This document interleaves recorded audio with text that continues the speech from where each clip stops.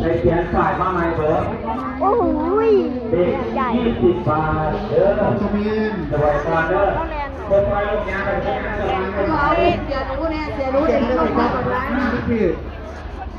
ยังเหยียบกี่ตมเด้ออันนี้ว่าล้วงได้2 ใบน้องก็ไปล้วงหัวท้ายนั่นเจ้าละลูก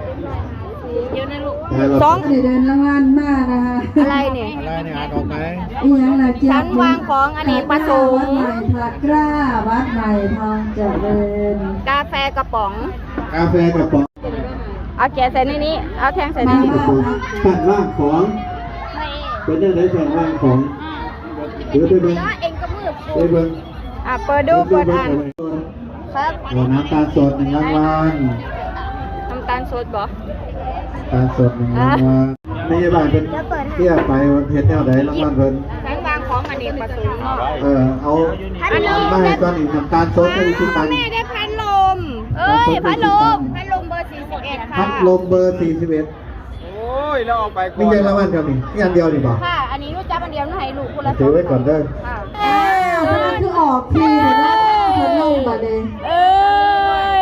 พี่น้องมาลุ้นกันนะคะมาลุ้นรางวัลใหญ่เดี๋ยวนะครับแม่ของคนแรกได้ดีการวางของเป็นยังไง3 4 5ครบค่ะยังไทยการวางของมีวางของเบิร์ดของนี่ไหมอะไรหนึ่งผู้โชคดีมากครับ100 บาทได้แค่ที่นั่งเด้อคุณแม่1ได้พัดลมยี่ห้อฮาตาลิยี่นน